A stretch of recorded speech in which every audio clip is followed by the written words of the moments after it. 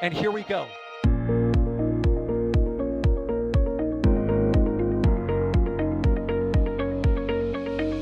have liftoff. Propulsion continues to be nominal. R68 chamber pressure looks good. Following up. Roger, roger, Atlantis. Water towers fly! Yes! Tango down to nominal. Flighting downside FD off. Bring in FD off. Off. It's orange! 25! Oh my god! Oh my god! Decollage. What is it? Put that in the big bag, you know. 343 unfolds to go. Indeed.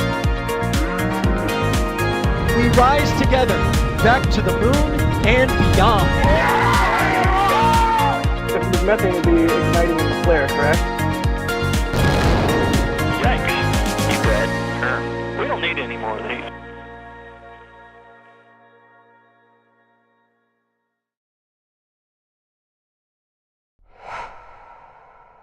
Good evening, everybody. Good morning. Good whatever time it is where you are. This is not your ordinary Starlink because these will be Starlink dummy payloads as we are waiting for the weather to clear at the Cape. Right now, SpaceX is getting ready to roll out the booster for Flight 8 of Starship. I am Sawyer Rosenstein. I will be your host for the rollout and hopefully Falcon 9 launch later stream.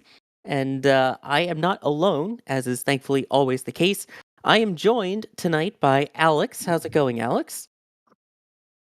I'm doing fantastic. I'm also noticing our ticker should have booster with a capital B. But anyways, I was just reading things because it changed. It was set up for the Starlink stream, and so it was funny seeing it change. But yeah, I guess we're doing a double feature today, right? Although it's still a Starlink launch, as you mentioned, because it's they're launching for dummy satellites. So yeah. Not your ordinary Starlink. Also joining us tonight, we'll keep going down the list here alphabetically, is Max. How's it going, Max, from the KSC field? Well, good morning, everyone. Well, at least it's morning over here at the Kennedy Space Center. Unfortunately, the weather is not looking too bright for us this morning. It is raining pretty good at the moment, as the forecast was showing only a 40% chance of, I think it was a 40% chance of weather violation towards the beginning of the window and then 20% towards the end, but that does not seem to be the case as the window, I guess, progresses. So we will see what happens. They're currently targeting 3:02 a.m. Eastern. So we will see if that actually comes into play. But in the meantime, we have a Starship booster on the move, hopefully soon. Yes, exactly. And also joining us is Ryan Weber. Ryan, how's it going? Well, hey everyone, how's it going? Yeah, Starship. It's as you say, it's not your ordinary Starlink. And man, what is an order? When are we gonna get the ordinary Starlink with Starship?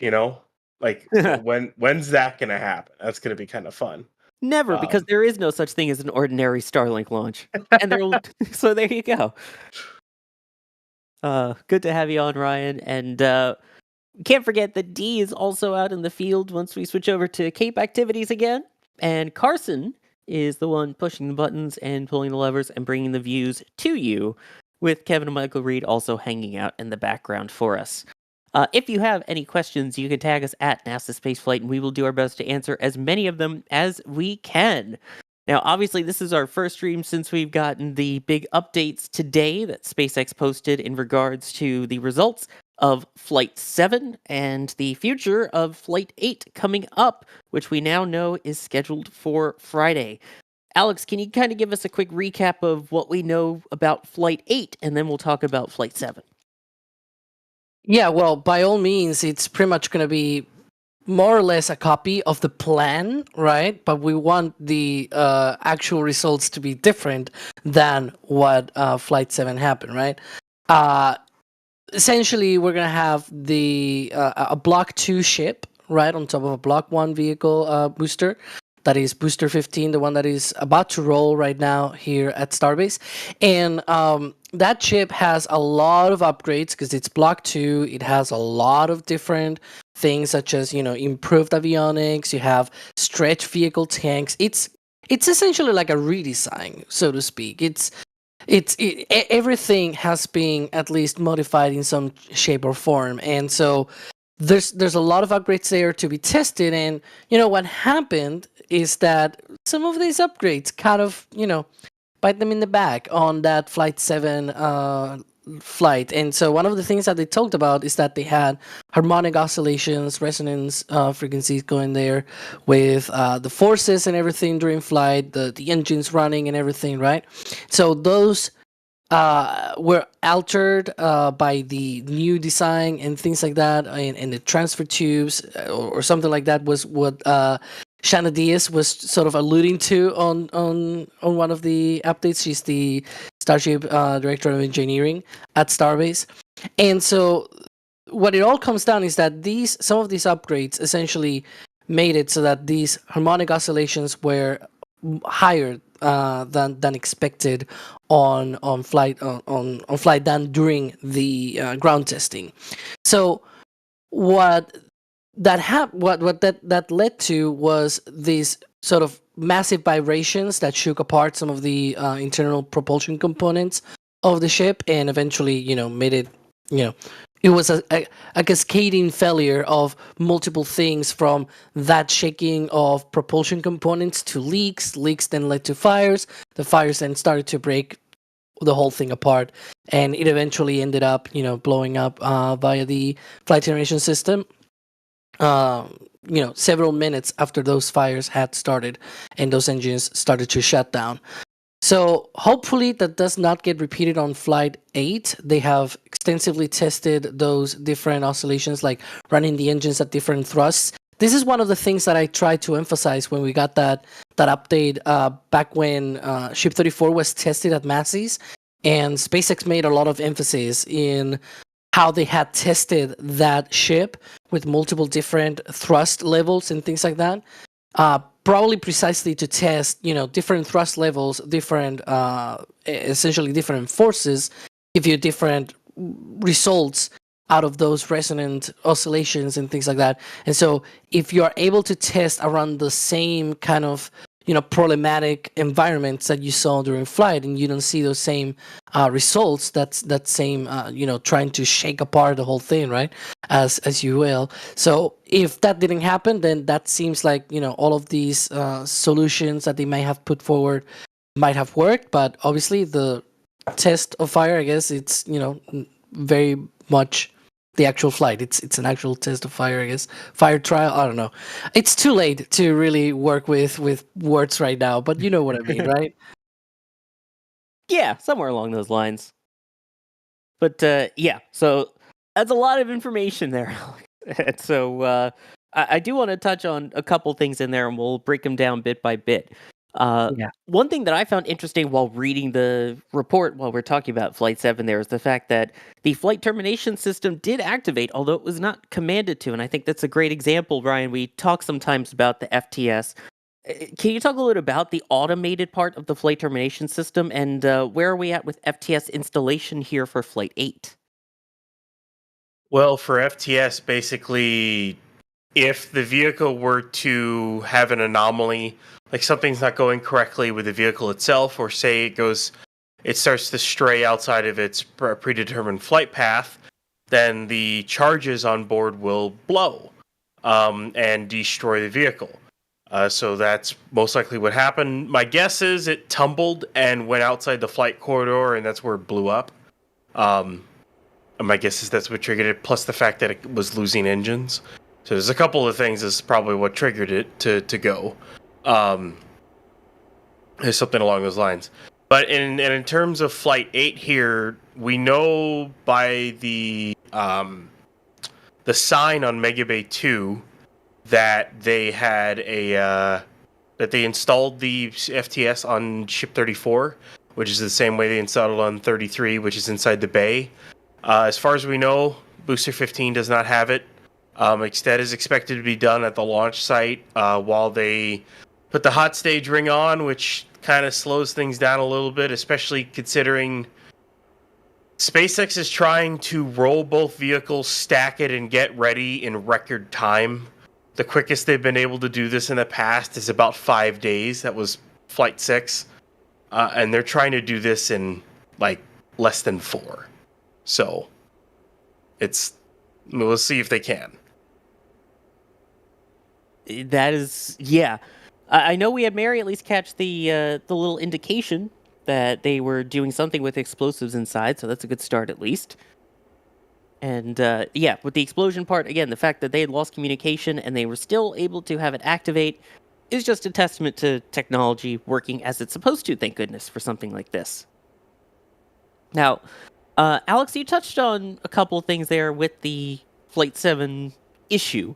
You talked about the harmonic vibrations in it. Yeah. Can you kind of explain what that is? And then John has a good question of what's the difference between harmonic vibrations and sometimes we talk about pogo oscillation. So what's the difference between the pogo and the harmonics? Yeah, so it's worth mentioning, right, that Pogo is a sort of version of a harmonic response, right, as they call it, a harmonic oscillation, but not all harmonic oscillations are Pogo, right? And so in this case, we're not sure what kind of harmonic response in particular they are referring to. And frankly, this is sort of, the kind of thing that it will be amazing to have some kind of actual, more detailed information on, especially, from the physics side of things. It's really interesting when you have a system where, you have these harmonic oscillations. And by harmonic oscillations, what we mean is these cyclical oscillations, right? And so you have these different frequencies where your system will want to break just because of the physics of the situation, right? So if you hit those frequencies, then you're going to break your system. And so what you try to do is dampen those forces. For example, try to shift those frequencies in some shape or form, or have any systems that are able to, absorb that kind of energy. And by the way, that's already the hot staging ring. Yeah. We have the hot stage ring going first. Why do they do that first? Do they not attach it inside? Sometimes they do, sometimes they don't. We've seen this previously, but it seems like for Booster 15, they just want to roll it separately. Well, but yeah. You finish up, Alex. I'll add it. Isn't it true that they've done this before? I remember this happening before. Yes, it happened. I was 13 is when it happened on. Yeah, and we don't want this to go the same way of 13, right? No, we'd rather this booster get caught and come back, because SpaceX needs as many Block 1 boosters they can get to fly as many times as they can.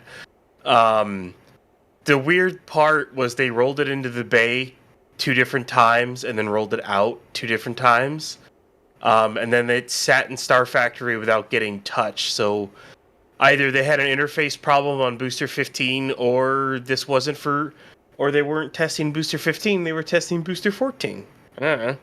Either way, having to do it this way just complicates things. Basically, they got to get the booster on the pad, and then once the booster's on the pad, they then have to lay out a bunch of gravel, roll the SpaceX 11K over, hook up the hot stage ring, put it on. Then they have to roll the 11K back and lower it and clean up all the gravel and everything before the launch. And they have to clean all that stuff up before they even put the ship on. So it just adds extra steps, and I think it's when they could have just put it on in Mega Bay 1. I think it's honestly pointless to do it the way they're doing it, but well, here we are. So Speaking of steps, Booster 15 now 1 step closer to the launch pad as it is on the roll here. So that will be heading out to the pad to be added to the orbital launch mount, then the hot stage ring, and then hopefully the ship ahead of the launch. Which, there was a question about that. Max, Johan is asking, so with the info that we heard about the Flight 7 issue, does that mean that the mishap investigation is concluded yet?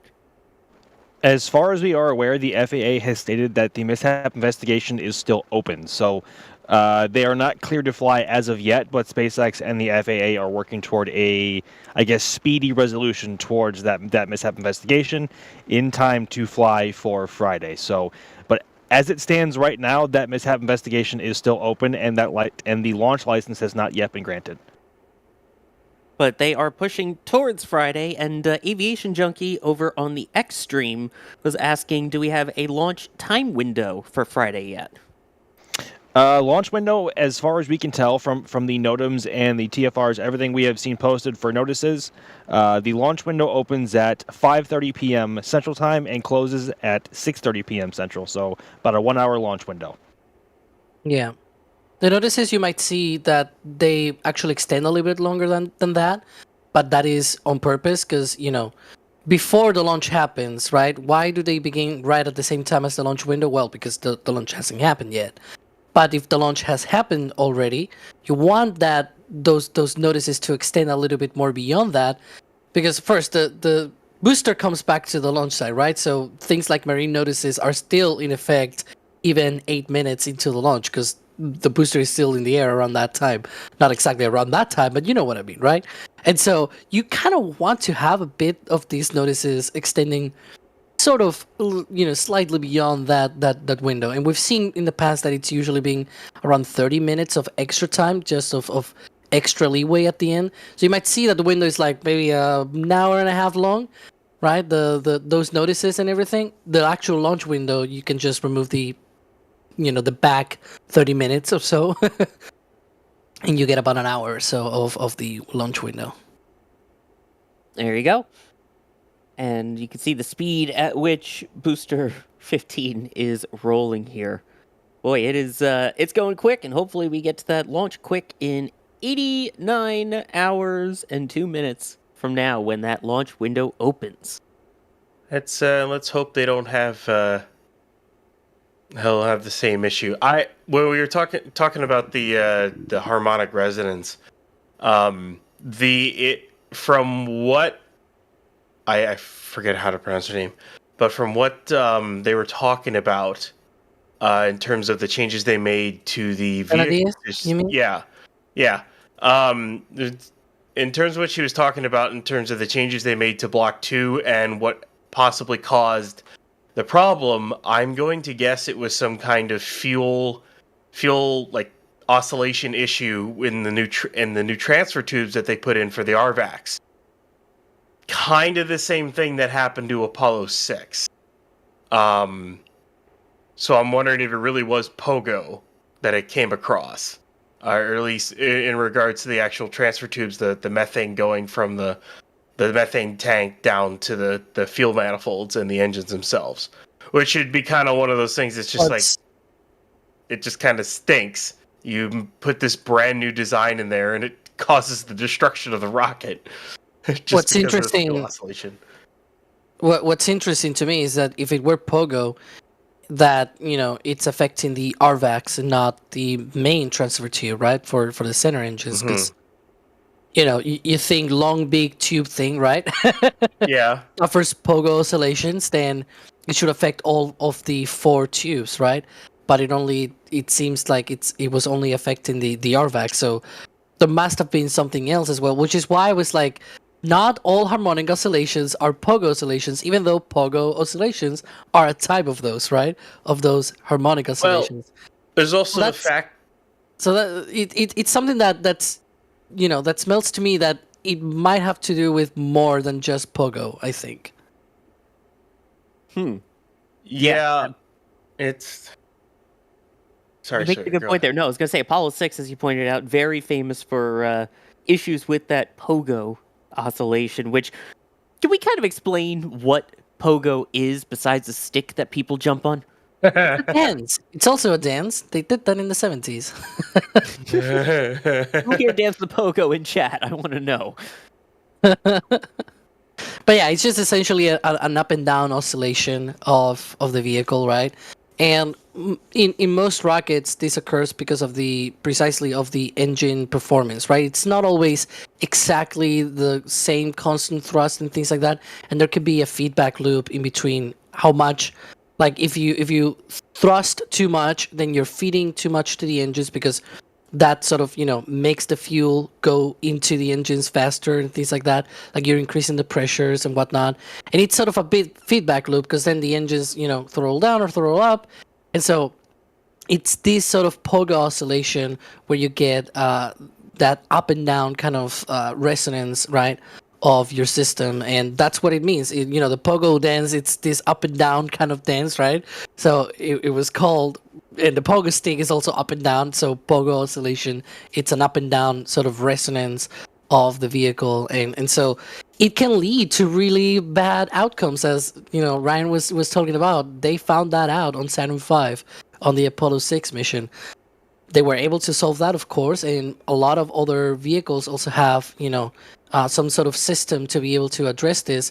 You might hear sometimes on Falcon 9 missions, you may hear something like Pogo bleed callouts and things like that. That's because Falcon 9 also has a Pogo sort of dampening system on board that kind of helps with this kind of thing.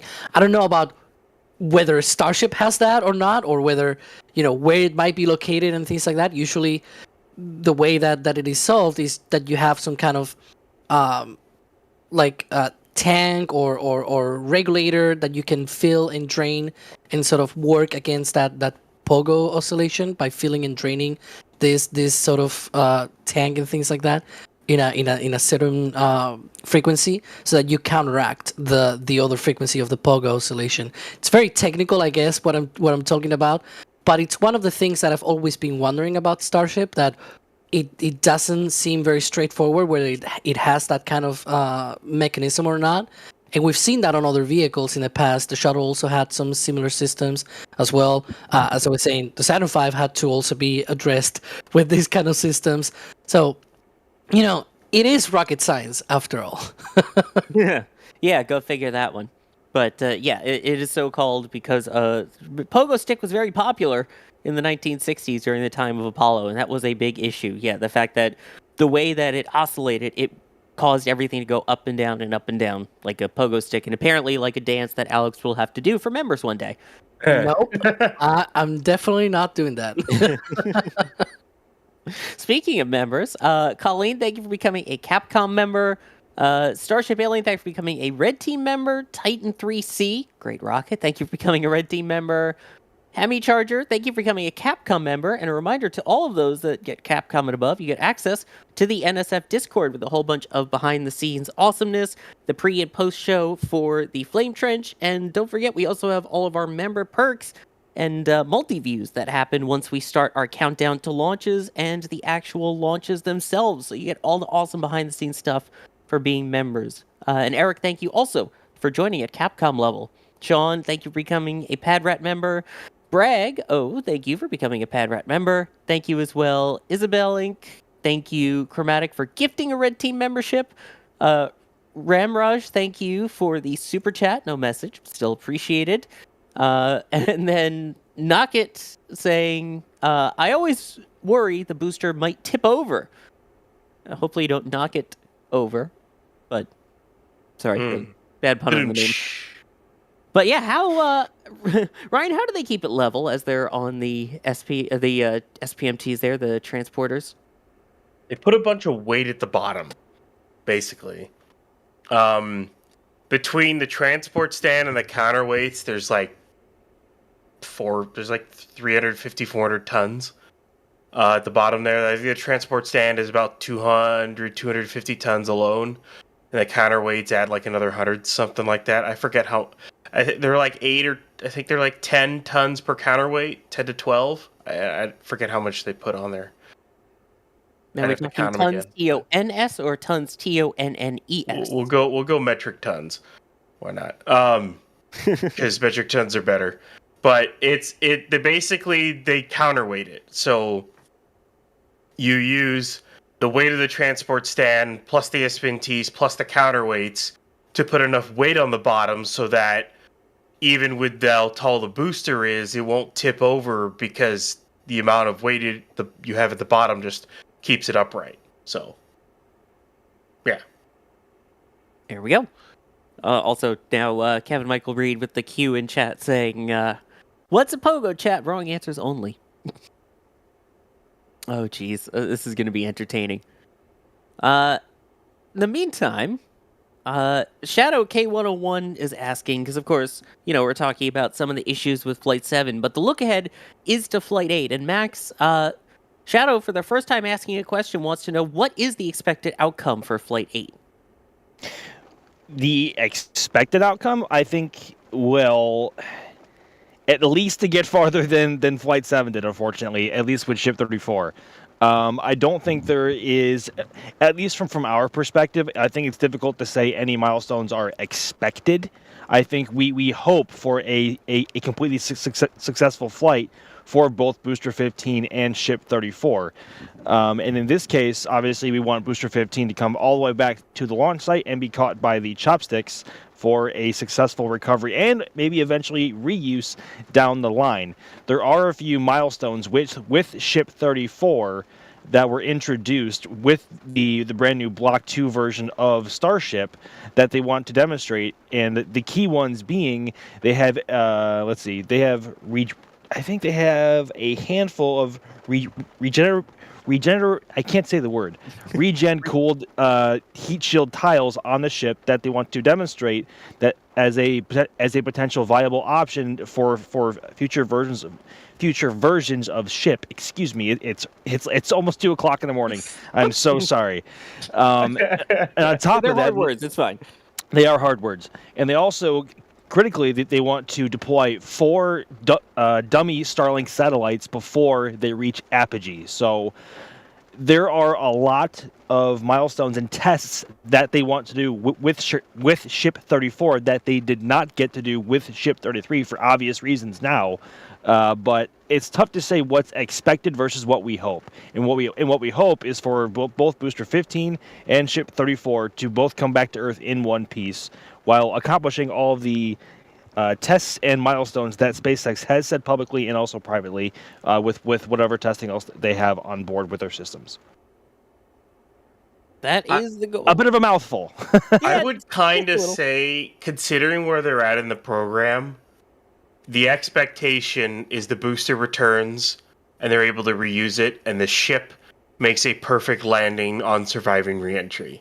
I honestly think that's the expectation they're at this point, because they need to, and obviously if they do that, then catch on Flight 9? Question mark?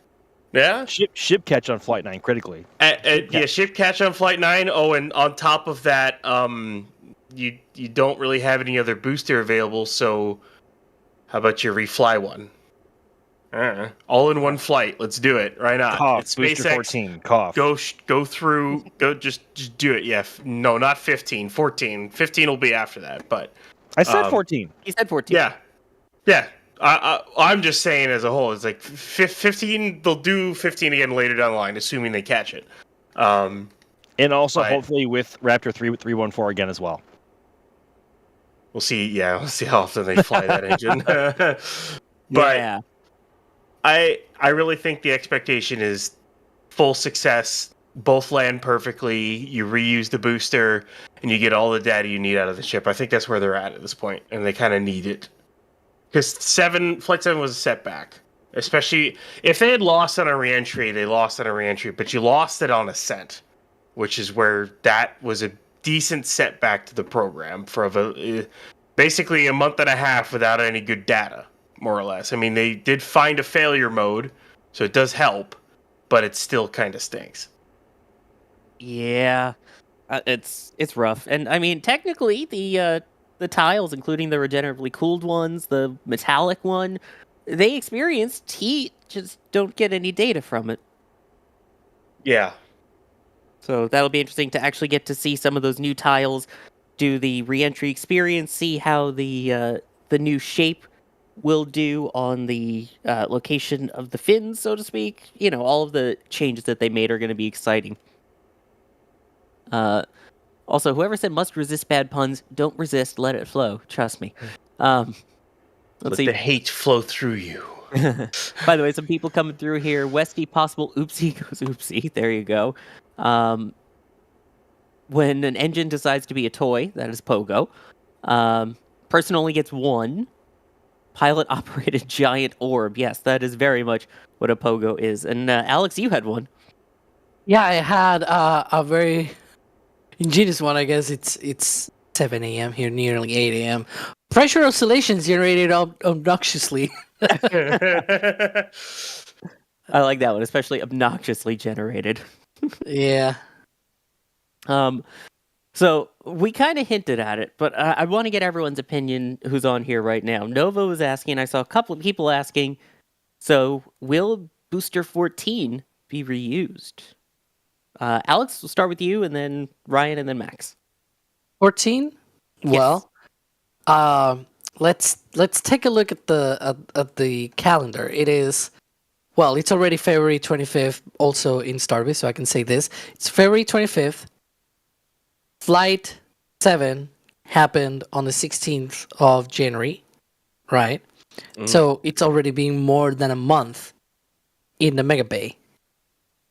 What could it be doing there other than being refurbished and prepared for another flight? So yes, I think it's going to be reflown. Ryan?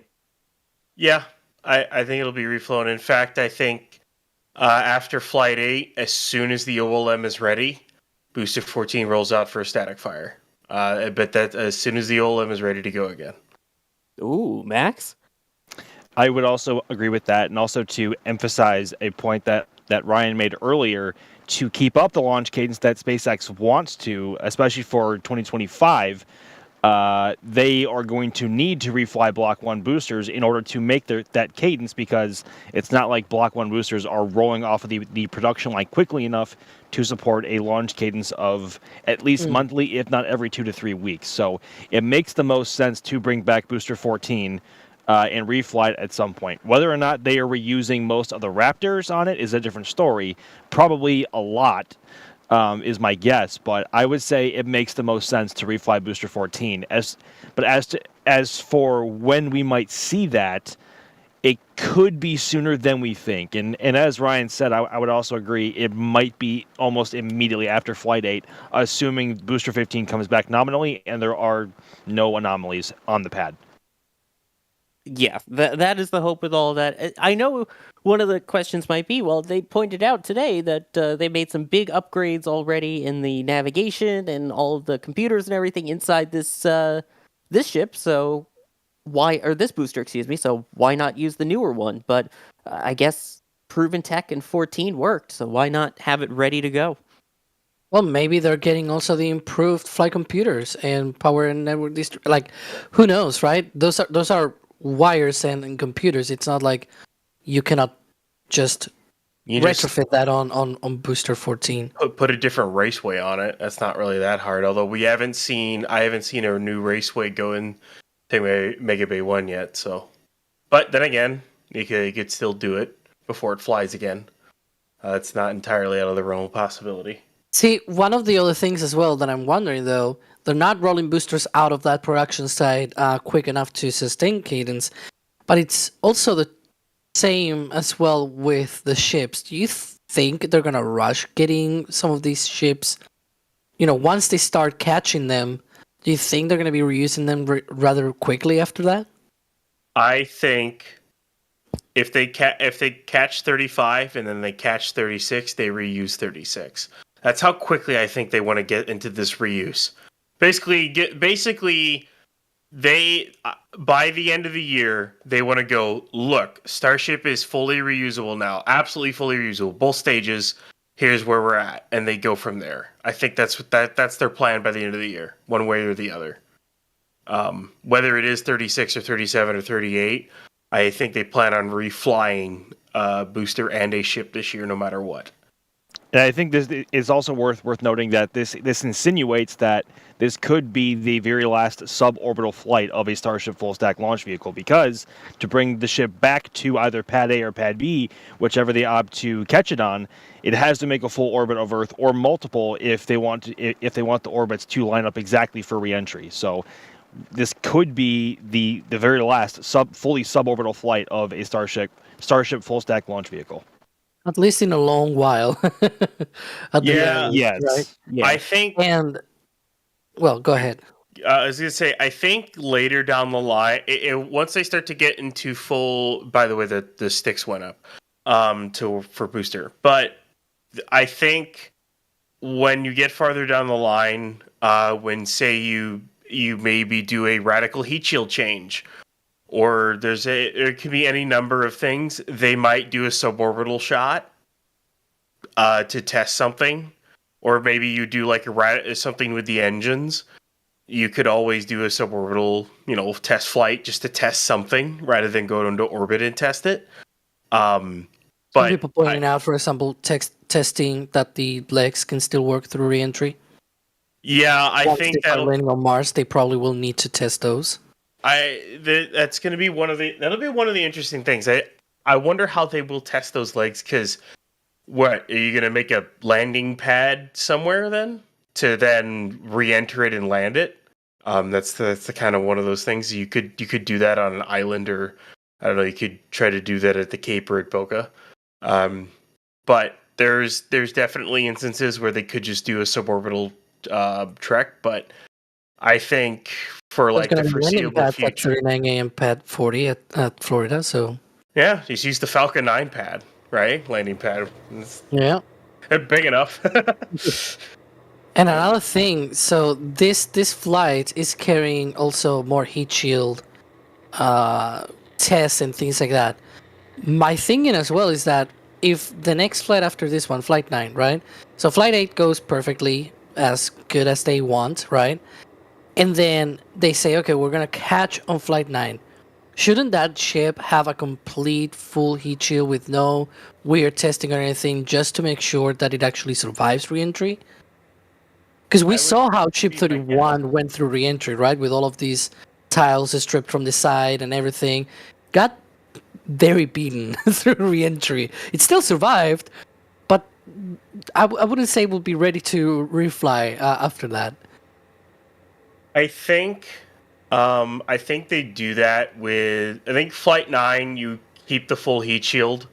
Basically a full Block 2 heat shield, no experiments. To try to get that thing re-entered first try.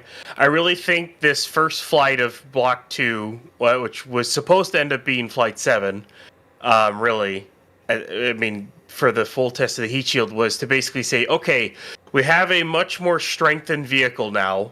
It's built a lot more like a booster, with the way you have the stringers and the strengthening and the stiffeners around the domes. You have more stringers throughout the tanks. More stringers throughout the aft section, all that stuff. You have the changed flaps, as well as a changed heat shield design with a lot less seams. So basically they wanted to go, okay, how is this going to handle, plus losing tiles in all these locations, just to see how the thing handles, because why not? You're already doing a suborbital trajectory, let's just do it. And then the fact that they couldn't test it, so they pushed it to this flight. But you don't want to do that if you absolutely, totally want your ship to survive re-entry and try to be caught. So I do expect Flight 9 to have a fully completed heat shield. They might have an experiment here or there, but I don't think you're going to have any missing tiles, at least not intentionally, on that flight. Not like this one. Kind of a hot take. I think that really depends on how well Ship 34 does with reentry. I would not rule out if they do something very similar or identical to Ship 34 for Flight 9, or for Ship 35 for Flight 9. Yes, correct. But I don't know. I wouldn't rule it out. SpaceX wants to gather as much data as they possibly can when they have the opportunity to do so. I mean, just bringing it back to the boosters, that failed relight of a Raptor we saw on the boost back burn for booster 14. Maybe this is a wild take. This is a very wild take. We saw it relight for landing burn. Who's to say that they didn't intentionally not relight it, just to demonstrate engine out capability for boost back burn? I mean, because they've also, I think it was unintentional for Flight 4, when they splashed the booster down softly in the Gulf for Flight 4, but they did it down a Raptor for landing burn, which if that was unintentional, they unintentionally demonstrated engine out capability for the landing burn. So I think they just want to grab as much data as they can when they believe that the risk of, or the possibility of failure is low enough, if that makes any sense. Well, they did give a reason why that engine didn't reignite, and that was because of low power in the igniter, which I would assume those igniters are something like jet engine igniters, because basically it pops a spark that ignites a mixture of gaseous oxygen and gaseous methane, which then turns into a torch, like a blowtorch, basically. Now, And there's did they say did they say that was off nominal, or is it just stated as such? They, as far as I could tell, they stated that it just didn't have enough power. Yeah, that or it was uh, low power. From what I read, it was just that it was lower pressure than it was supposed to be, so it didn't fire. With a single Raptor in the middle ring safely aborting on startup due to a low power condition in the igniter system. Raptor engines on upcoming flights have a pre-planned igniter upgrade to mitigate this issue. There, they called it an issue, so Cool. I would say it was Rules that out then. But I also Theory. love that the flight computer then on landing realized that it does actually have power now. So I guess what probably happened is the capacitor inside that exciter box didn't charge enough. So it didn't have enough power to actually spark high enough in order to ignite the torch igniter and light the engine off again. So my guess is that their upgrade are better capacitors or a better way to make sure the exciters have the correct amount of power in order to actually put the amount of voltage through. So that's probably their upgrade. And it's just pretty simplistic. It's just kind of things learned. I remember back in the Starhopper days when they couldn't even get those igniters to go at all.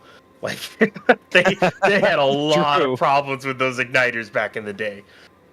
Wait, Ryan, you said like an aircraft engine. You work on airplanes? What? I do? I didn't know I did. You do things with airplanes? No, I don't know. You know? I might. I heard somewhere. Oh, boy. But anyway, yeah. So that one was slightly off nominal. But again, the fact that, like you pointed out, it realized, you know what? Hey, actually, things are pretty good. It didn't shut it off completely. It just shut it off, for the time being and realized, you know what? When we try and relight, we'll check it again. And it checked, and it worked. So, beautiful. Let's see here. Who do have some support. I can't believe these words are going to come out of my mouth, not on a flame trench. SpaceX fans saying, this is Sigma. What the Sigma? And then Kenneth Cannon asking, why isn't the hot stage ring integrated with the booster? I know we kind of touched on it earlier. Alex, you want to take this one? Well, it seems like they have just not installed it yet. As we mentioned before, they seem to have maybe tried multiple times, like at least a couple of times during the week, but it didn't pan out, and so they're just rolling it out with the booster. We've seen this before. It's not a big deal. They'll get it eventually on the booster, and then they'll just stack it with the ship. Extra step, but still very doable. Now, this is a question that I saw that I was thinking about myself. Johan with another really good question. And they were asking, because we talked about with the issues with Flight 7, as we see the hot stage ring that we just talked about there for Flight 8 rolling ahead of the booster. We saw a question about the wet dress rehearsal, or the static fire, that they did of the ship. Now, the question that they're asking is, can a static fire at sea level mimic all the forces in play during a flight? Because they did say in the update that they posted that they were able to try different variables with it to mimic what they could of flight dynamics, and actually ended up making some changes after that minute-long static fire. Ryan, can they actually mimic all of those forces or something close to it? You can only do so much on the ground versus in flight. There's a reason why you flight test. I'll just say that. You can...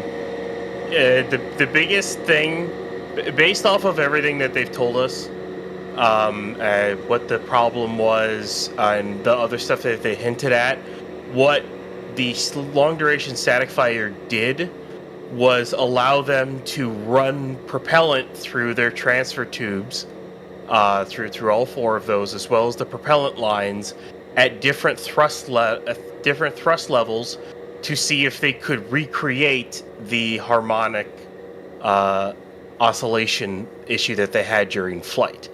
Now, based off of what they said, yes, they actually were able to recreate it. They were able to find it, so they were able to then come up with a fix, not only hardware side, but software side. And I say software side, because basically you can operate, you make sure that your engines aren't going to operate at that thrust level, or you make sure your flow rate won't be at that rate, so that, well, that won't happen again. Is basically the whole reason why they did that static fire. Now what they could do, what they could do later down the line, if they really wanted to make sure this never happens again, is do longer duration static fires on ships. They don't need to do a minute though. Even 30 seconds is a lot to get a lot more data. But that's kind of basically why they did that static fire. Based off the information we've got, is to make sure that they could understand how the propellant went through those transfer tubes and the different thrust levels with the engines and how it interacted with the vehicle as a whole. Now, speaking of things firing up, one thing that apparently will not be firing up tonight is Falcon 9. For those of you who are hoping to stay for the Starlink Group 12-13 mission, SpaceX has scrubbed that flight. So as of now, the next attempt for the Starlink from Slick 40 at the Cape Canaveral Space Force Station is 10:47 p.m. Eastern Time, with backup opportunities available until 2:47 a.m. Eastern Wednesday. So stick with us here. There's still more booster stuff going on, obviously. But Boo! Hey, I didn't say the word until after, so can't blame me on this one. We can blame Carson. How about that? That's fair. We can do that. Delay link, Yeah. Sorry, Carson. Carson, by the way, operating the stream we mentioned earlier, for those who don't know. So we love you, Carson. If you can't hear me anymore, that's probably because I've been kicked out of the call by Carson. So if I go away, that's why.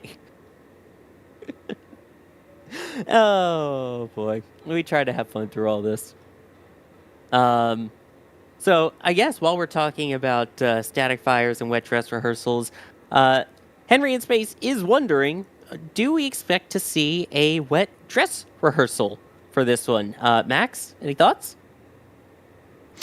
I have not seen any notices posted, or maybe that's just because I'm out of touch. I would not rule it out, but given the tight time frame that SpaceX has to get both vehicles rolled out and stacked and tested before launch,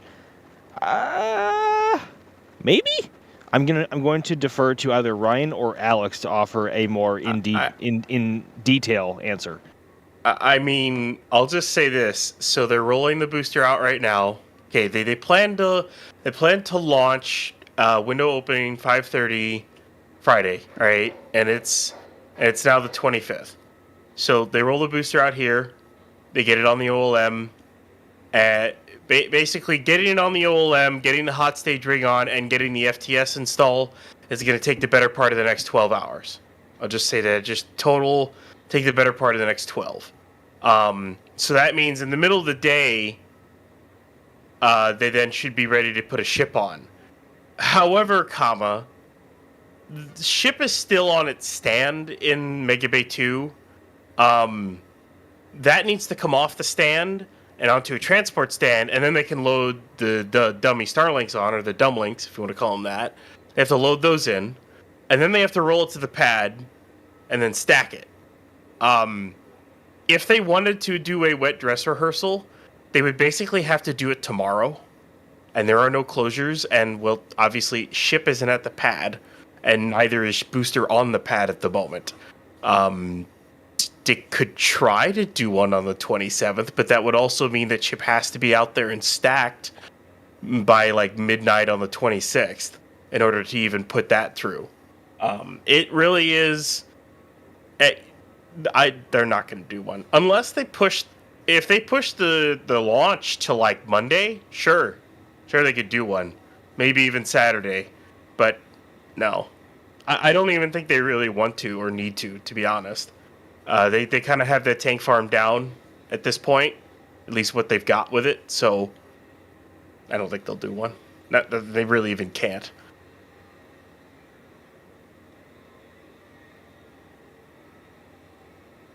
So you're talking while muted? Probably Maybe. because I seem muted. I absolutely am. Yes. There you go. Yeah, I was wondering why I wasn't getting any laughter from my puns. Oh wait, that's normal.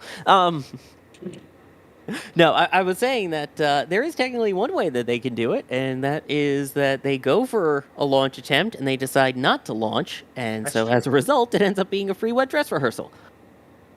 I've only done that once though, which is kind of amazing. Let's be honest here. They've flown 7 times and only once have they scrubbed in the countdown. And mind you, that was on the very first flight. They have not done Yeah. it since. That's astounding considering how experimental this thing is. And now they have. On, Oh, go go ahead. ahead.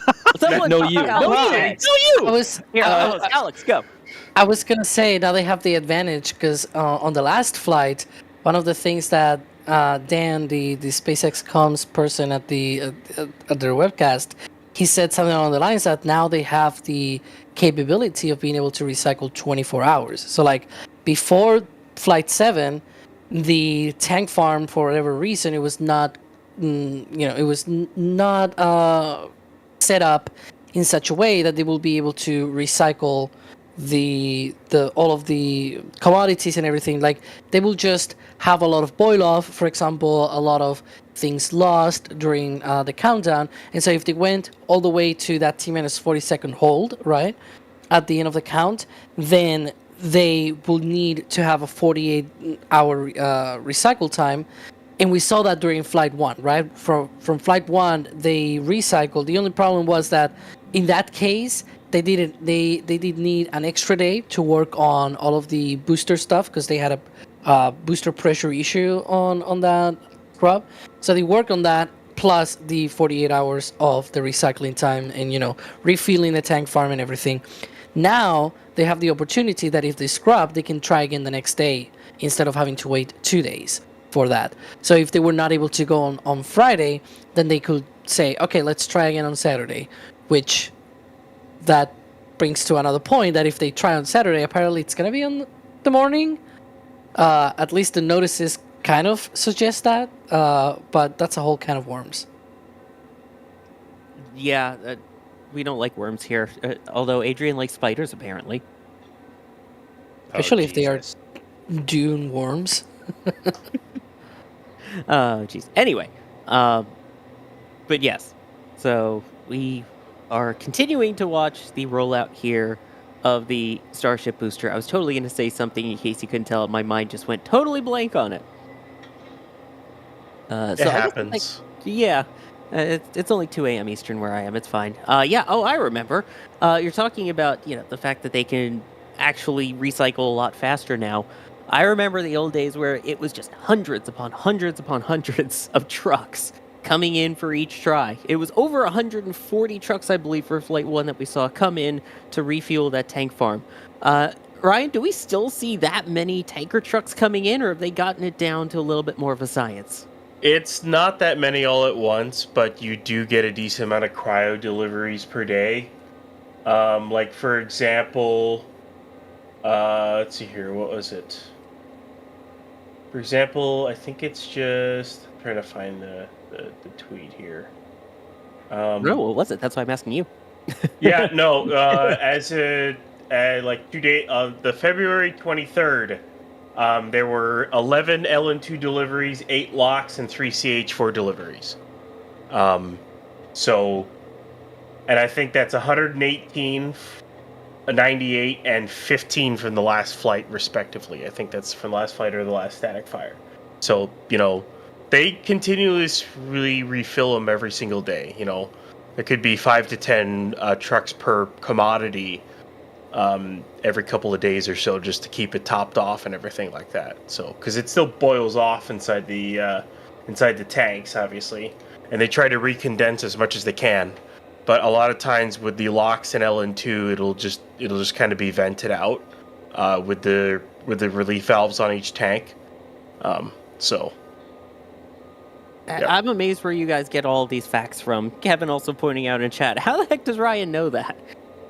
I don't keep track of that. That is other people in the community keep more track of that than I do. It's basically it's Vixky, I think is the VIXXI on Twitter or X, I guess, whatever.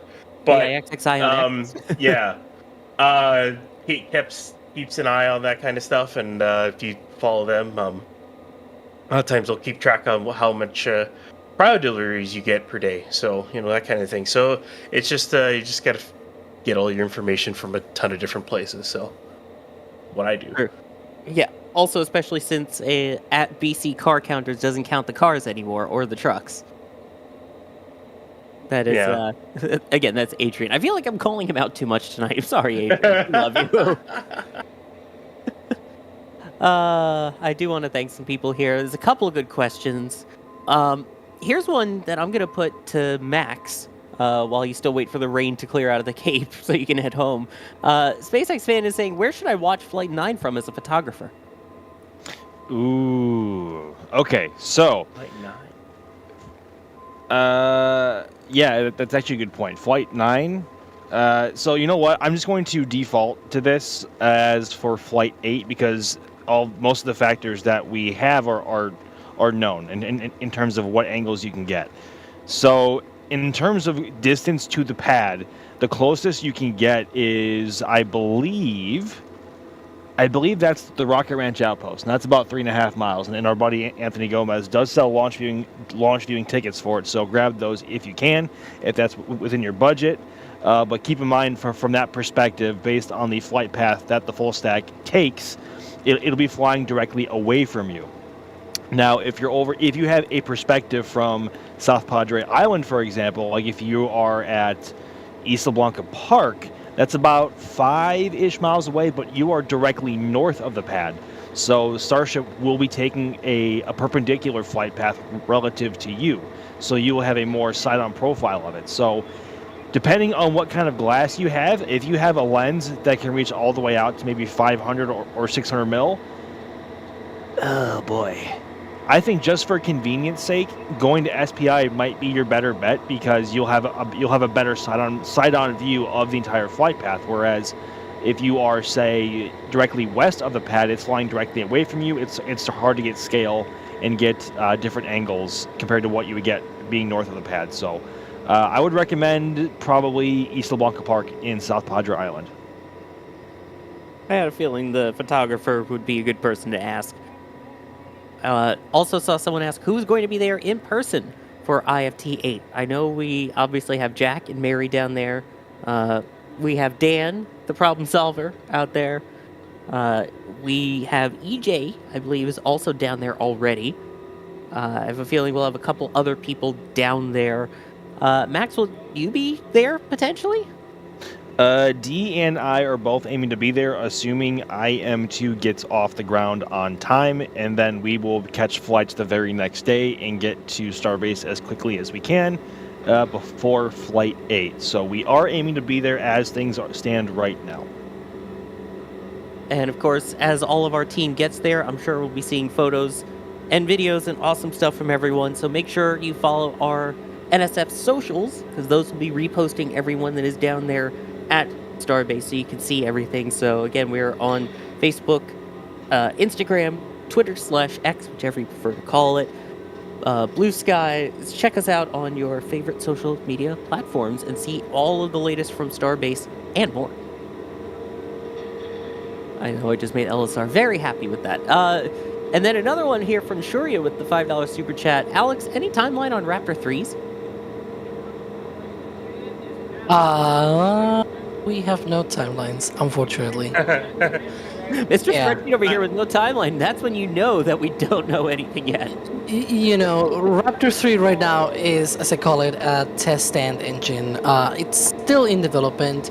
I feel like people were expecting it to come online. I was expecting it to come online a lot faster because we saw that with Raptor 2, right? Like Raptor 2 hit the test stand in October 2021, and it was on a vehicle like within 6 or 7 months of that.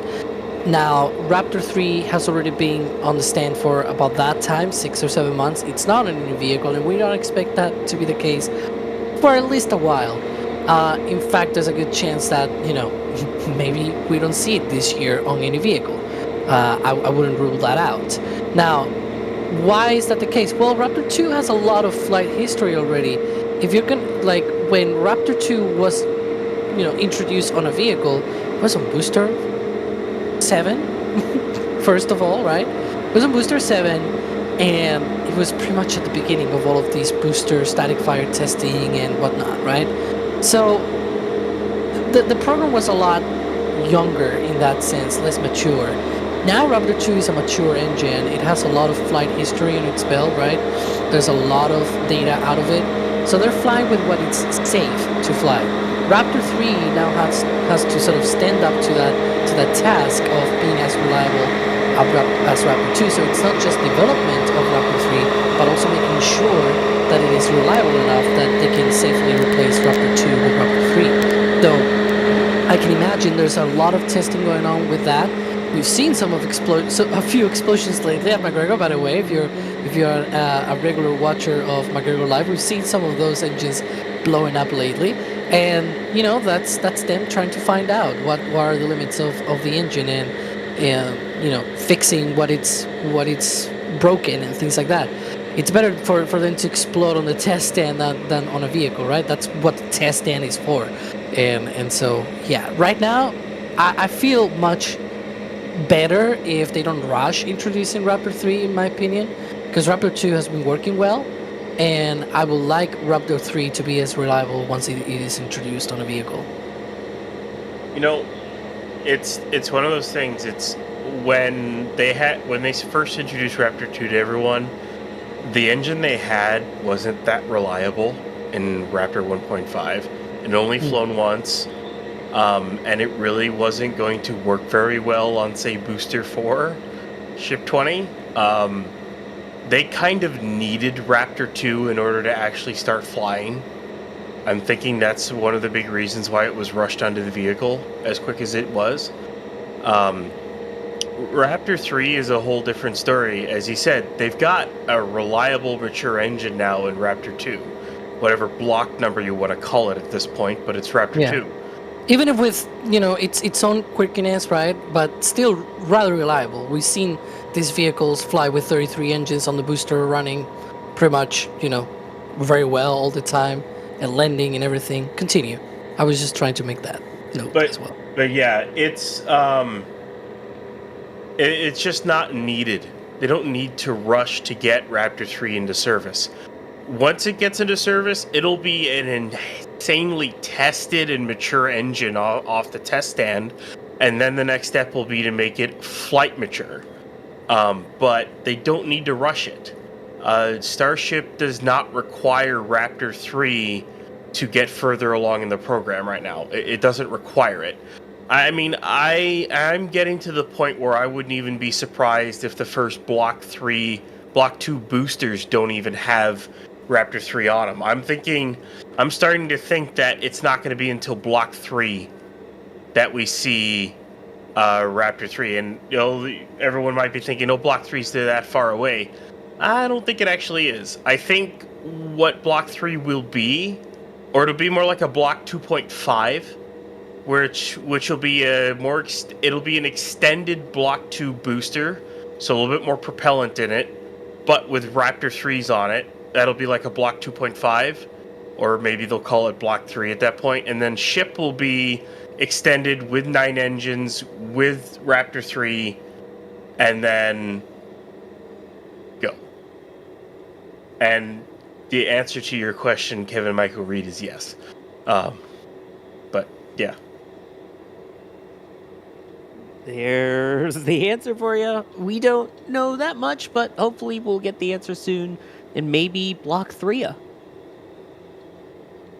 is worth noting, by the way, that behind the scenes here at NSF, there are some people that still use my terrible joke to a reference that's not even relevant anymore when we talk about Block 2. Just saying. Hi, Kevin.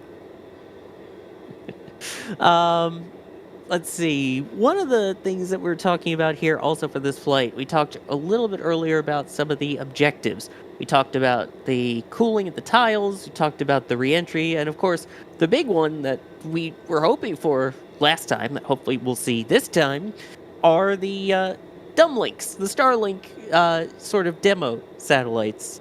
Do we know if those are loaded and what the plan is for these Dumbling satellites, as Ehau put it, Alex? Can you repeat that again? Sorry. Dumblinks, what are they? How are they? Oh, okay. Because I was only hearing the part about the dumblinks.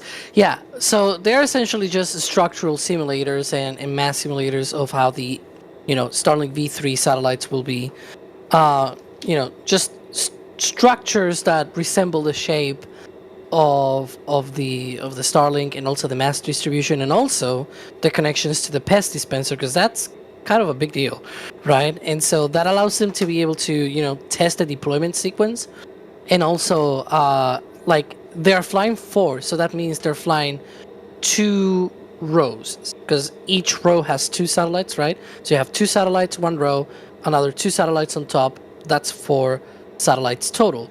So what that allows them to do is deploy the first row with the first 2 satellites, and then test that lowering of the second row of satellites, and lower them to the bottom of the pest dispenser, and then eject them out of the pest dispenser. And so they can test not only the deployment but also the lowering of those satellites, which is very important for that mechanism to work, because if it doesn't work, well, you can deploy the first 2 satellites of the stack and that's it. Right? So that's a very important thing to be able to test in flight, because it will essentially not work. And so Yeah, we like things working, that's for sure. exactly.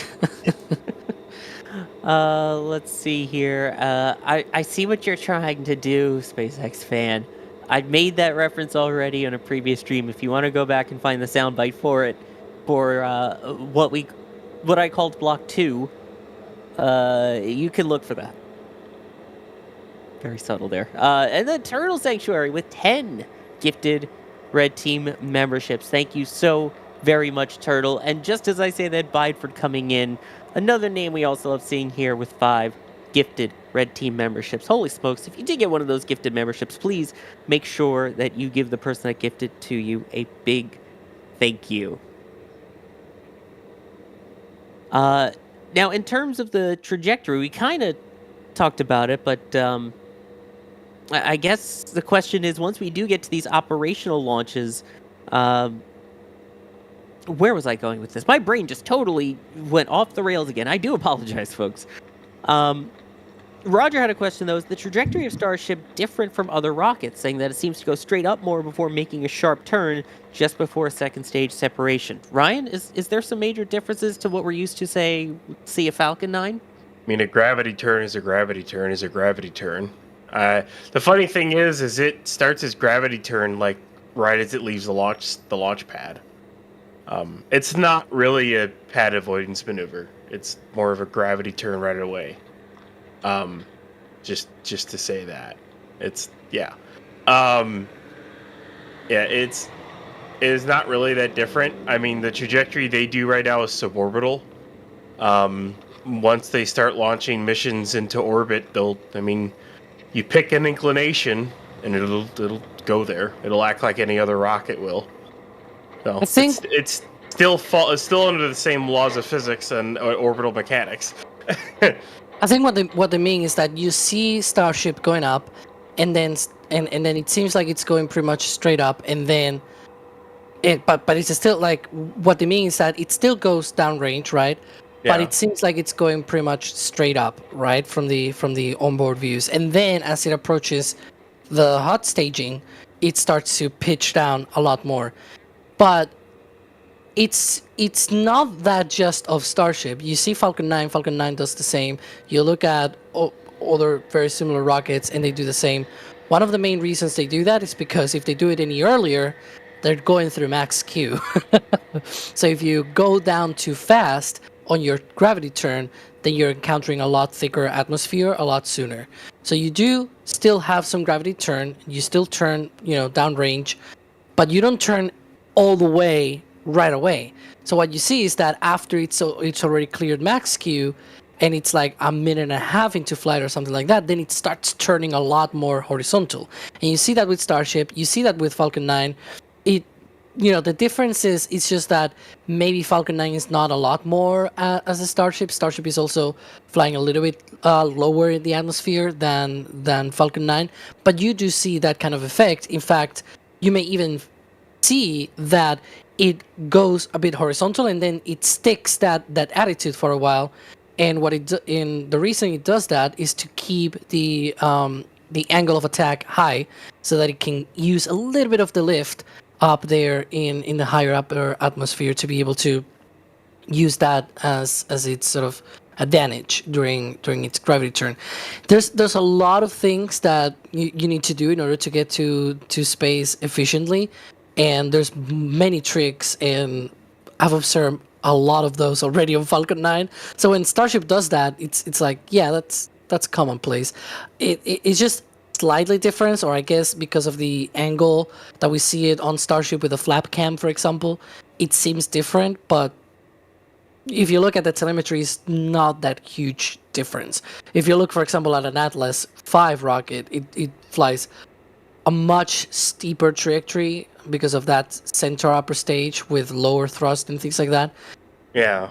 Falcon 9 and Starship fly very similar trajectories compared to other rockets out there.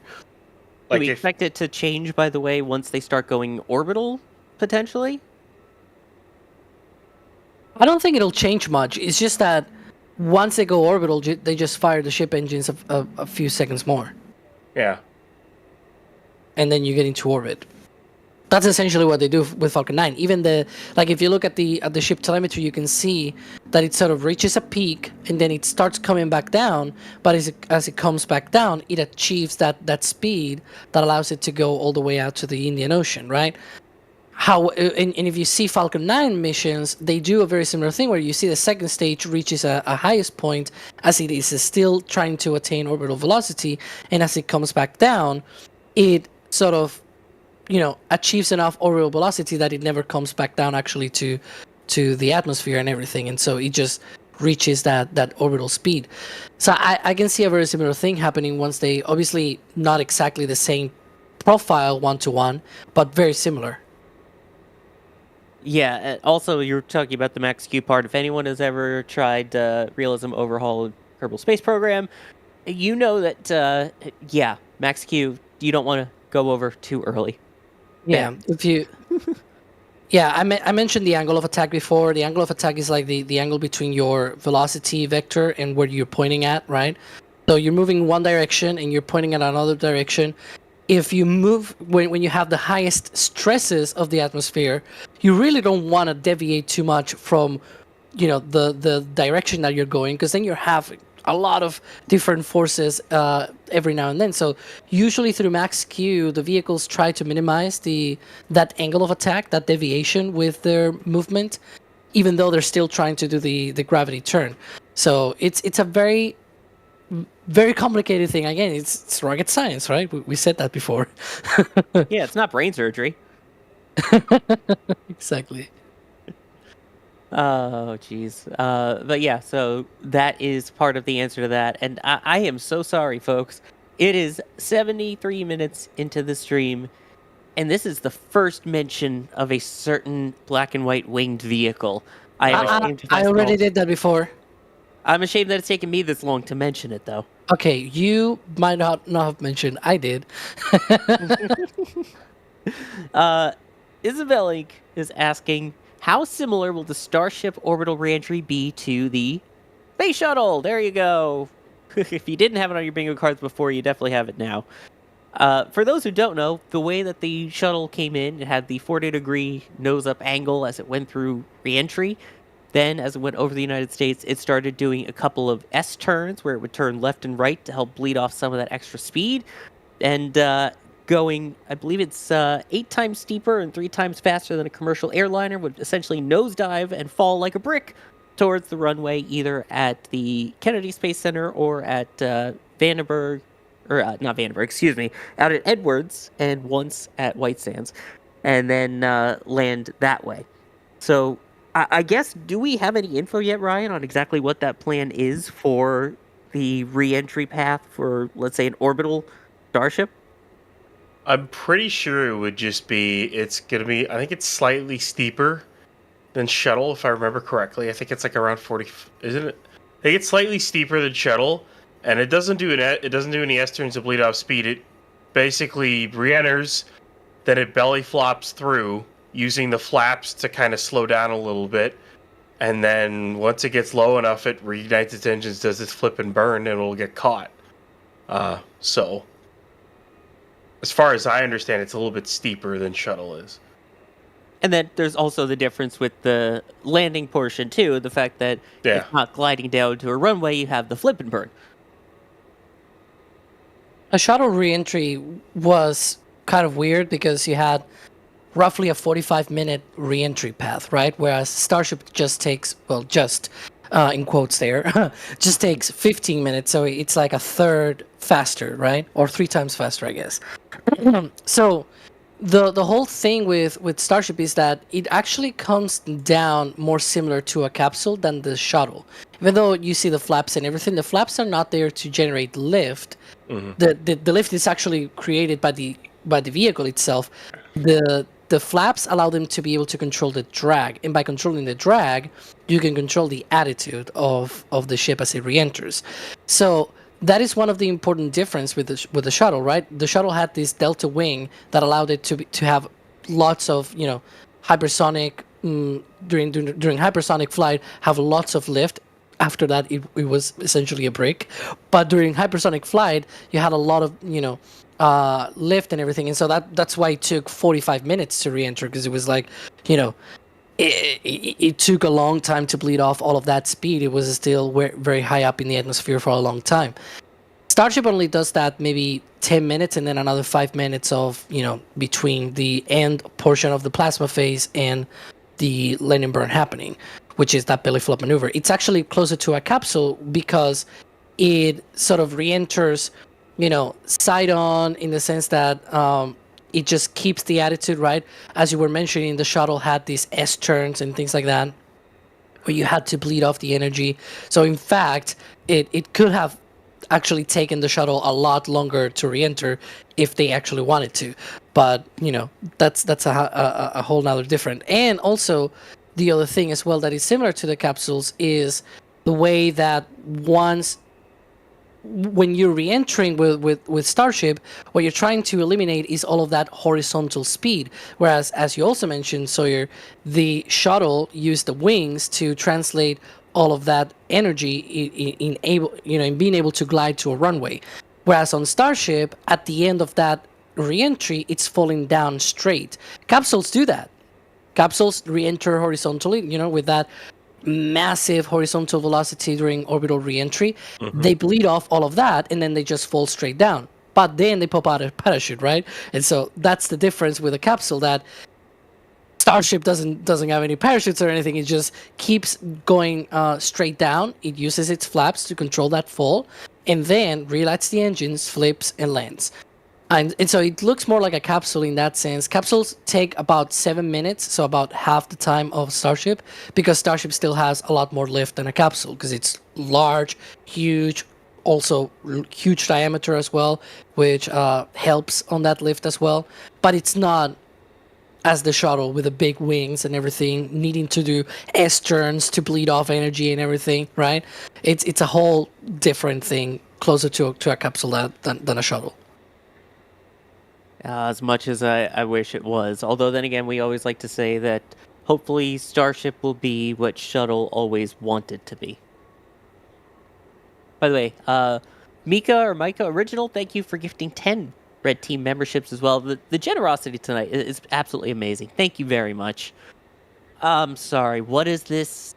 What is this poll? Best shuttle can only have 4 answers: Challenger, Columbia, Atlantis, or the S train to Times Square. What? Like, where's Endeavor and Discovery? Exactly. Wow. Discovery's the best shuttle, by the way, for the Where's record. Endeavor?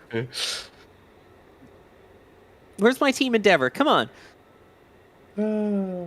Yes, Kevin, I get that it's a shuttle. That's I guess people might not if they're not from New York City. But yes, that's one of the shuttles. Is the S train to Times Square. But come on, you can only have 4 answers, but the right one isn't there. Just saying. Steven with a question here, and I guess this is a good photography question. So Max, launch time Friday, 6:30 Eastern, 5:30 Central. Is that potentially Jellyfish time? And also, I'm just wondering how you account for the lighting with how bright Starship can be with the gorgeous engine colors with the evening lighting. Well, considering it's late, it'll be late afternoon, and the sun will still be well above the horizon, assuming it goes at window opening. The chances of a jellyfish are basically 0. We also have not seen a methane-powered rocket fly here in the U.S. at twilight, so it's difficult to tell exactly how the light from the sun is going to interact with the exhaust particulates in the exhaust leftovers left from all 33 Raptors. So, not quite sure how vibrant or not vibrant that so-called jellyfish might be.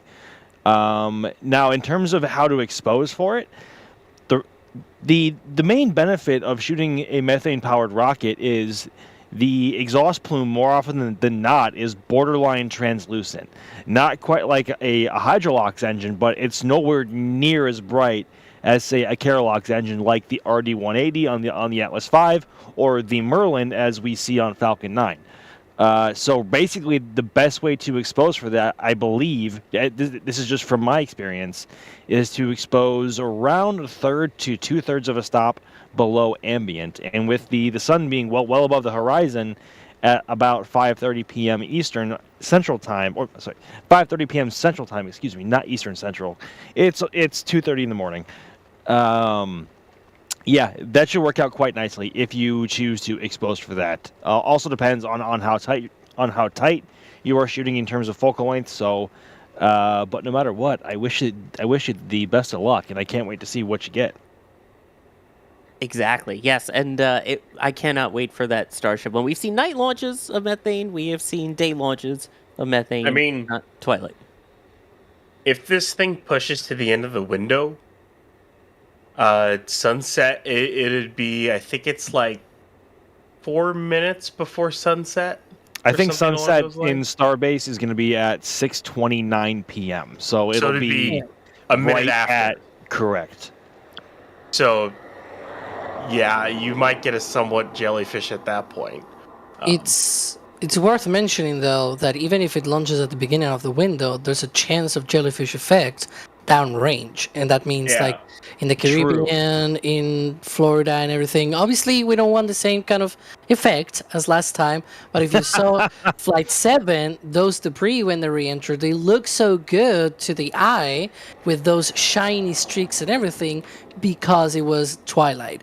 When Ship 25 broke up around the same location, it did not look good, right? Like that thing did not even look at all because it was plain bright daylight essentially, and so those streaks were very, very faint. But if you are on twilight, and so you have a lot more chances of seeing that kind of thing. Obviously, the only streak that we want to see, on Friday will be just one single streak from that ship.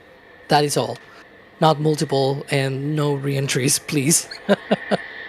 Yeah, everything that's supposed to come back in one piece would be great. The only thing that should be in 2 pieces is the separation between the boosters and the ship. So, Well, And the hot technically staging with the ring. hot staging ring. and then Yeah. all right, fine. I was kind of counting that in there as part of the procedure, but okay, we'll say 3. Jinx. I love how Everybody came right after that jinx. instantly. Let's see. And then Jake is wondering, do we know what the weather looks like for Friday? Is it a little too early considering it's only Monday? But any idea, Ryan, what we're looking at weather-wise maybe? It's, I think, right around it's right around launch time. I think they're looking at like 43% cloud coverage is what it is. But of course, we're still a couple of days out, so cloud coverage at that kind of it's always hard to predict. But even then, it'd still be a really nice day out. It'd be amazing if it was like the last 2 days, where literally at that time there's not a single cloud in the sky, like on Flight 7 or even like Flight 6 almost. There's almost nothing in there.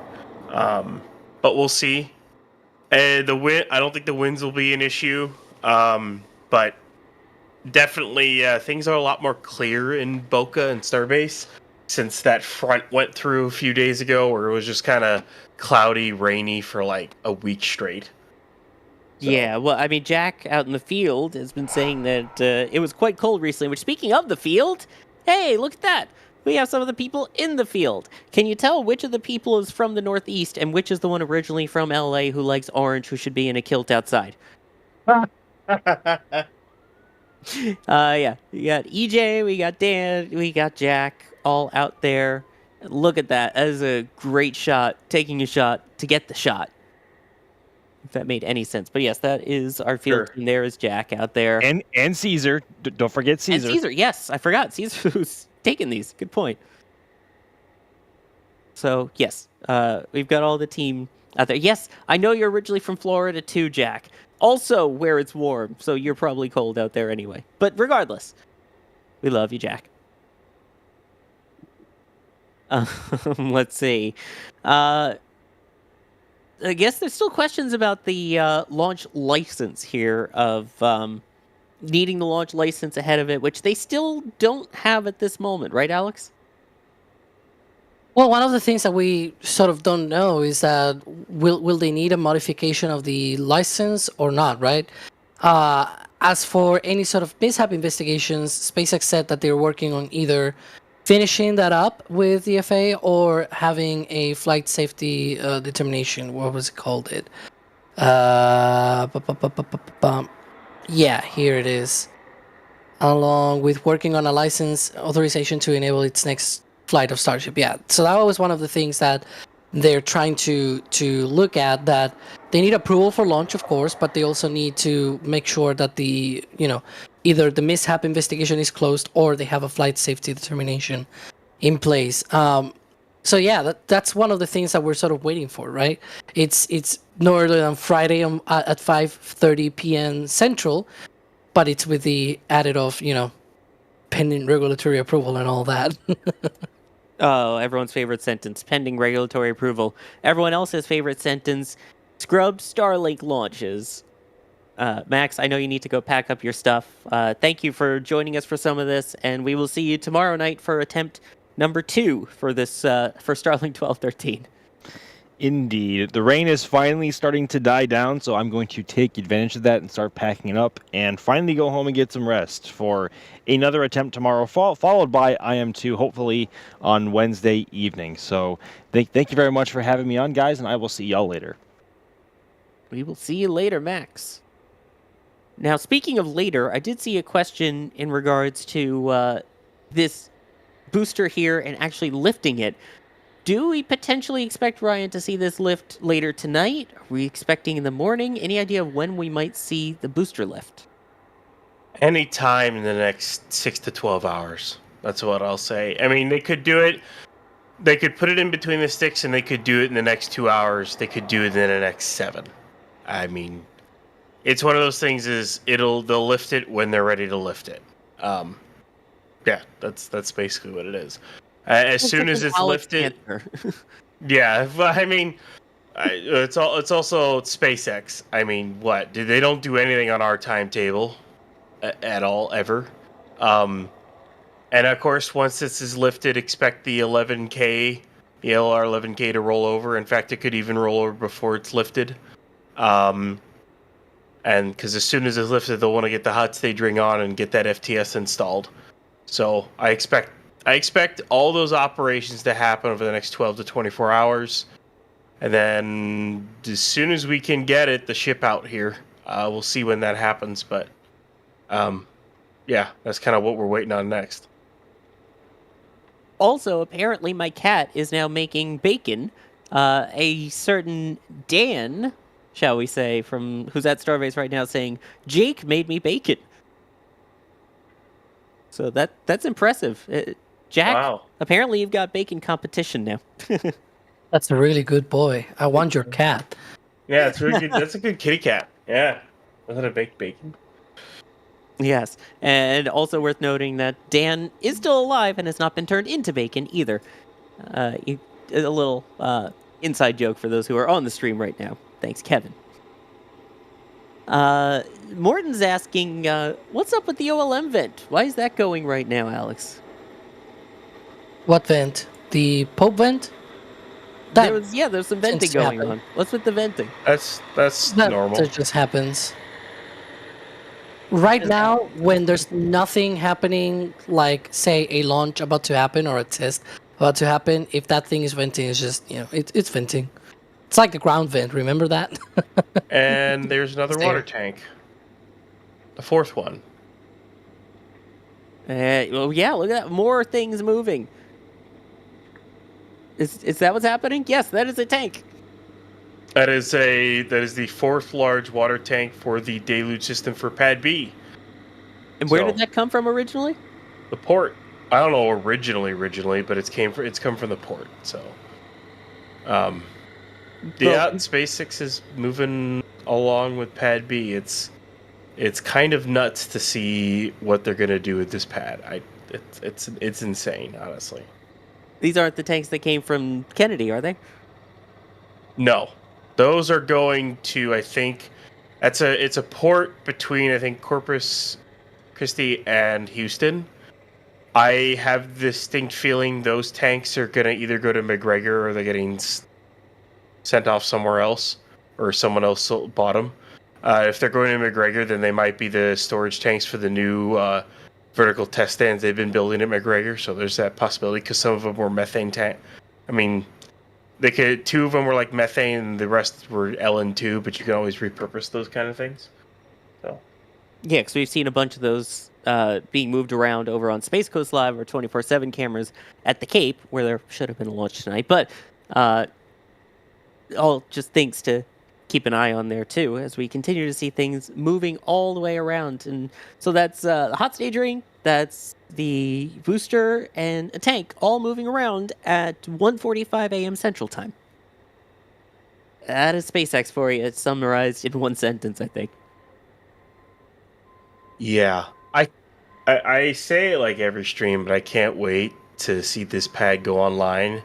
Every week or every few weeks, we learn more about how they might put this thing together, and it's looking like they might have 9 LOX pumps, probably split between 3 and 6, 3 for ship, 6 for booster, and maybe somewhere I think it's along the lines like 6 or 7 methane pumps or somewhere around there. Basically, they're going to have double the pumping capacity, double the subcooling capacity, and double the line size, which means, I don't know, do the math on that, a prop load in 25 minutes of that entire stack. Wait, did you say 9? Yeah. Oh, come on. 9? I'm 9 times? tired. Anyway. Oh. Alex, where are you on this one? Come on. Oh, dear Yeah. Lord. 7 of 9. Nine Yeah, times. 7 of 9. Yes. 9. Right. Yeah, right. I go with 7 of 9 on that one. The moment has passed. It's fine. It's okay. As the tank disappears into the fog there. It is such a cool shot. I love that with the fog layer, the stars behind it. Great shot, and one step closer to Flight 8. No earlier than this coming Friday at 5:30 p.m. Central Time. 87 hours, 45 minutes, and 23 seconds from now. But who's counting?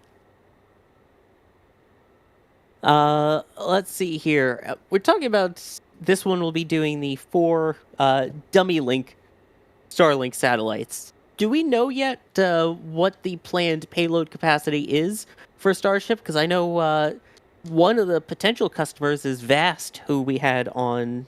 We had Dan Hout on earlier for an interview with DAS, which if you haven't seen it, it's fantastic. And they hope to be able to launch part of their Haven 2 with Starship. So do we know yet the usable amount that they'll aim for with Starship, Alex?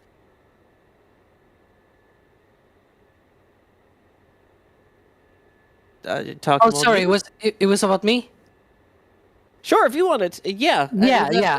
I heard Alex at the end. I was like, wait, it's for me. Okay. You are Alex at last check. Yeah. I did not see the interview, unfortunately. I was kind of sleeping. Oh no, it's not the interview. You should go watch it then. It was Yeah, fantastic. I was talking should. about But the yeah, it was payload late at night capacity. here. I was talking Yeah, about the payload so capacity, which I saw some people ask, and is also a very shameless plug for people to go watch the interview, which was awesome. One of the problems right now is that even though it might have a lot of payload capacity in tonnage, the problem is getting that out of the ship, right? They need that payload door to be developed, right? That's one of the things that they need to get through probably in the next couple of years to be able to start launching those payloads. The first payload that we know that might need it, it's supposed to launch in 2027. So yeah, they kind of need to get with that. Now, as for the payload mass, for example, that this could launch, well, to a low Earth orbit, we're talking about well over 100 tons. If you're talking about the sizes, we're talking about things like 8 meters in diameter, lengths of 10, 15 meters long. Not very long, but still quite wide set of modules, which you can essentially just slap a few of those together and get a size of a station that is multiples that of the ISS, right? And so I think it's really cool that VAST is going for that, at least for the node module of Haven 2, right? They want to have that.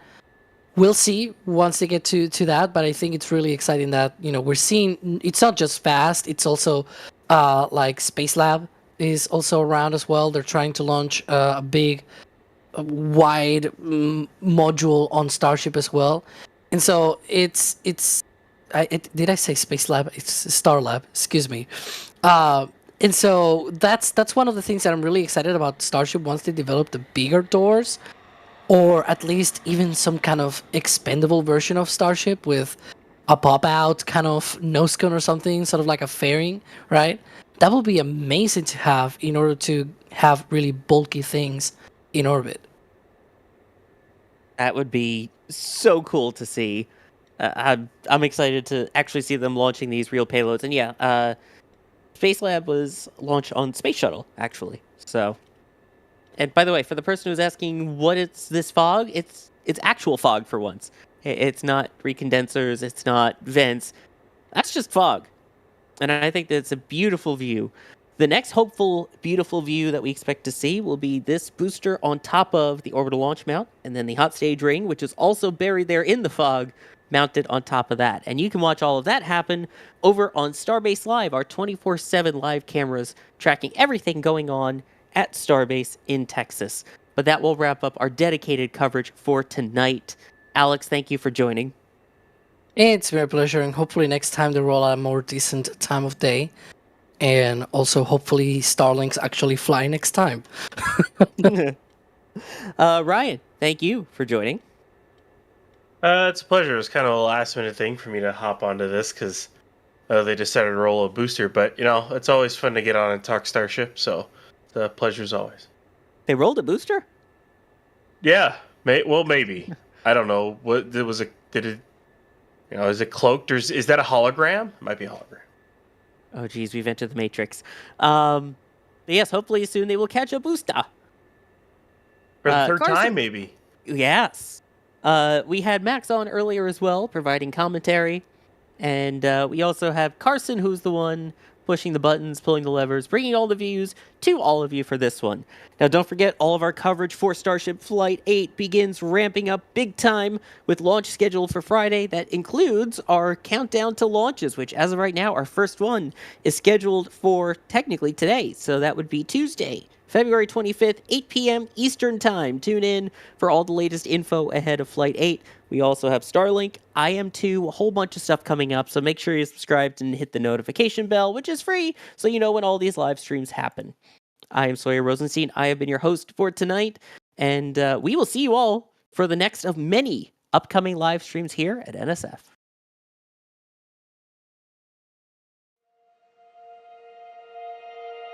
And here we go.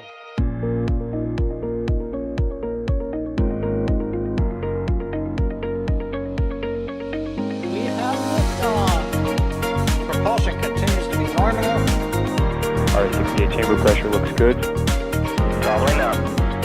Roger, with planet. Water power supply! Yes! Pogo down to nominal. Flight downside FT off. Bring in FT off.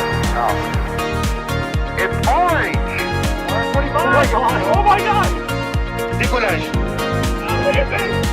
Put that in the big bag, Jingle.